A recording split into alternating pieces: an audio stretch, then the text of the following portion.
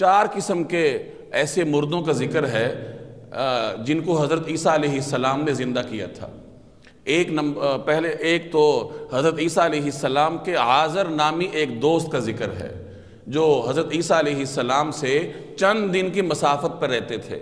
وہ بیمار ہوئے، ان کی ہمشیرہ حضرت عیسیٰ علیہ السلام کو خبر دینے کے لیے آئیں اور انہیں حضرت عیسیٰ علیہ السلام تک پہنچنے میں چند دن لگے، اور پھر عیسیٰ علیہ السلام کو اپنے دوست کی خبر لینے کے لیے جانے میں چند دن لگے۔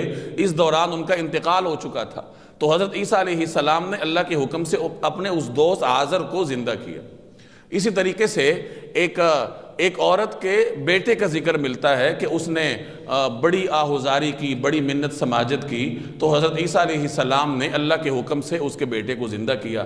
اسی طرح ایک اور شخص کے بیٹی کا بھی ذکر ملتا ہے جس کو حضرت عیسیٰ علیہ السلام نے زندہ کیا، اور حضرت نوح علیہ السلام کے بیٹے سام کا بھی ذکر ملتا ہے کہ حضرت عیسیٰ علیہ السلام نے ان کی قبر پر جا کر کہا قم بإذن اللہ، تو سام بن نوح اپنی قبر سے کھڑے ہو گئے، اور جب وہ کھڑے ہوئے تو ان کے سر کے آدھے بال سفید ہو چکے تھے۔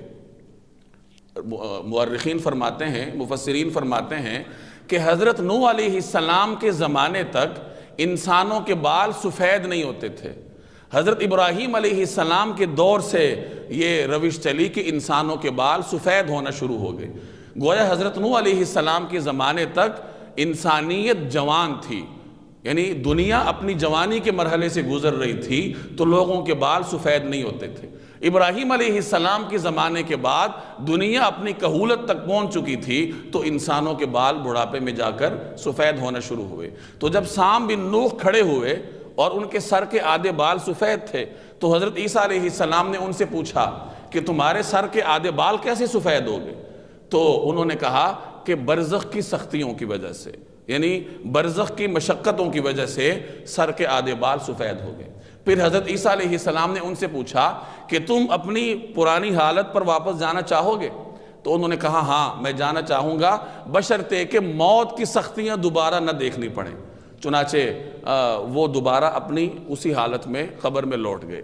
اور جن 3 مردوں کو اور ان کے علاوہ زندہ کیا تھا، ان کے بارے میں مفسرین فرماتے ہیں کہ انہوں نے اس کے بعد بھی ایک زندگی گزاری، اپنے گھروں میں صاحب اولاد ہوئے، اور پھر اپنے وقت پہ اللہ تبارک و تعالیٰ کو پیارے ہوئے۔ تو اس طریقے سے حضرت عیسیٰ علیہ السلام کو اللہ تبارک و تعالیٰ نے یہ معجزہ عطا فرمایا تھا کہ وہ قم بإذن اللہ کہہ کر مردے کو زندہ کر دیتے تھے، اور یہ